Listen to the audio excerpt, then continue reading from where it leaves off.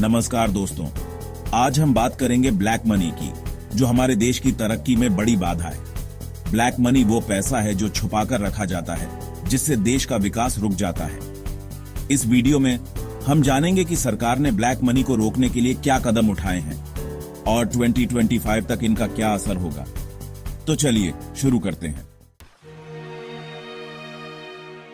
Black money वो पैसा है जो गलत तरीके से कमाया जाता है, जैसे रिश्वत लेना, टैक्स नहीं देना या गैर कानूनी कामों से।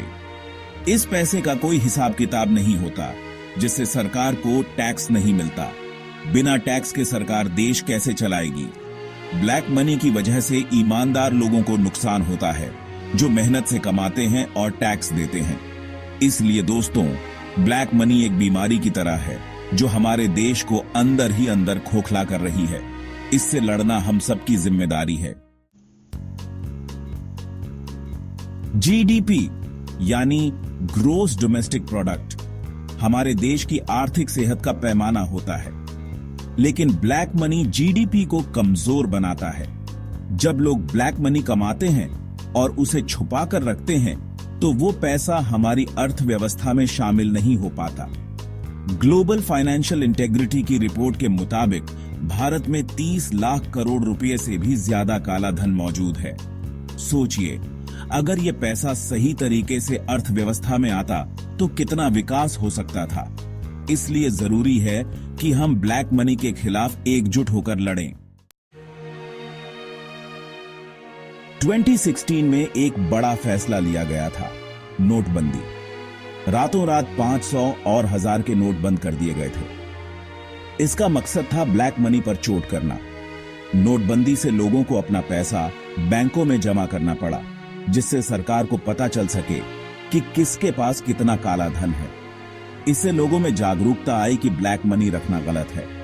साथ ही डिजिटल पेमेंट को बढ़ावा मिला, जिससे अर्थव्यवस्था में पारदर्शिता आई। नोटबंदी ने ब्लैक मनी के खिलाफ लड़ाई को एक नया मोड़ दिया। टैक्स चोरी ब्लैक मनी का सबसे बड़ा जरिया होती है। इससे निपटने के लिए सरकार ने जीएसटी लागू किया। जीएसटी पूरे देश में एक समान टैक्स सिस्टम है।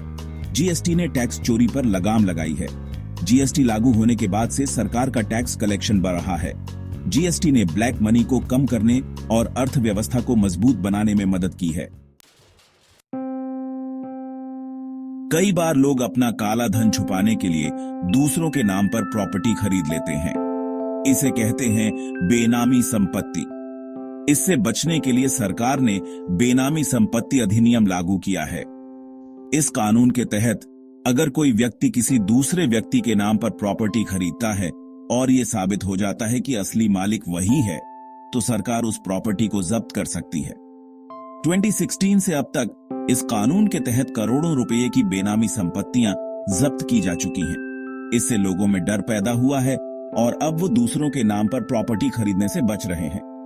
बेनामी संपत्ति अधिनियम ब्लैक मनी के खिलाफ एक और मजबूत हथियार है।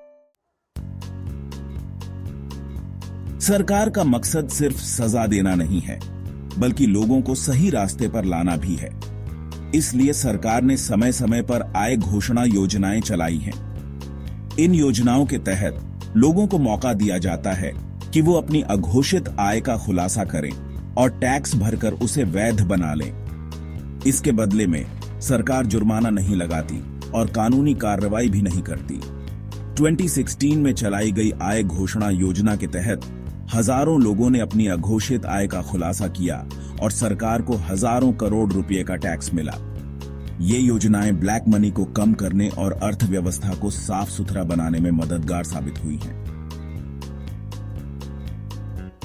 आजकल लोग कैश की बजाय ज्यादा डिजिटल पेमेंट कर रहे हैं। मोबाइल फोन से UPI payment, card payment, online transfer, ये सब बहुत आसान हो गया है। सरकार ने भी डिजिटल पेमेंट को बढ़ावा देने के लिए कई कदम उठाए हैं।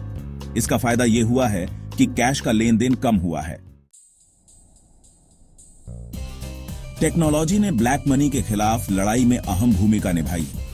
आयकर विभाग अब आर्टिफिशियल इंटेलिजेंस, एआई और डेटा एनालिटिक्स जैसी तकनीकों का इस्तेमाल कर रहा है। इन तकनीकों की मदद से बहुत सारा डेटा चेक किया जाता है और टैक्स चोरी करने वालों का पता लगाया जाता है। एआई आधारित सिस्टम संदिग्ध ट्रांजैक्शन को ट्रैक कर सकते हैं, फर्जी कंपनियों का पता लगा सकते हैं और टैक्स चोरी करने वालों के नेटवर्क का पर्दाफाश कर सकते हैं। टेक्नोलॉजी ने ब्लैक मनी के खिलाफ लड़ाई को और भी तेज और कारगर बना दिया है। ब्लैक मनी की समस्या सिर्फ भारत तक सीमित नहीं है, ये एक वैश्विक समस्या है। लोग अपना काला धन विदेशी बैंकों में छुपा देते हैं। भारत ने कई देशों के साथ समझौते किए हैं। स्विट्जरलैंड अब भारत के साथ बैंकिंग जानकारी साझा कर रहा है। अंतर्राष्ट्रीय सहयोग से ब्लैक मनी के खिलाफ लड़ाई को मजबूती मिली है। सरकार ब्लैक मनी के खिलाफ लगातार काम कर रही है। आने वाले समय में और भी कड़े कानून बनाए जा सकते हैं। डिजिटल अर्थव्यवस्था को और मजबूत बनाने पर जोर दिया जा रहा है। सरकार ने डिजिटल रुपया भी लॉन्च कर दिया है। 2025 तक ब्लैक मनी पर लगाम लगाने में कामयाब होंगे। ब्लैक मनी एक ऐसी बीमारी है जो हमारे देश को अंदर ही अंदर खोखला कर रही है, लेकिन अब समय आ गया है कि हम सब मिलकर इस बीमारी को जड़ से उखाड़ फेंकें। सरकार ने इसके लिए कई अहम कदम उठाए हैं और आगे भी उठाती रहेगी, लेकिन सिर्फ सरकार के भरोसे रहने से काम नहीं चलेगा। हमें भी अपनी जिम्मेदारी समझनी होगी। हमें ईमानदारी से टैक्स देना होगा, कैश की बजाय डिजिटल पेमेंट करना होगा और किसी भी तरह की गड़बड़ी दिखने पर उसकी शिकायत करनी होगी। याद रखें, एक स्वच्छ और समृद्ध भारत का निर्माण हम सब मिलकर ही कर सकते हैं। आइए हम सब मिलकर ब्लैक मनी के खिलाफ लड़ाई में अपना योगदान दें। धन्यवाद।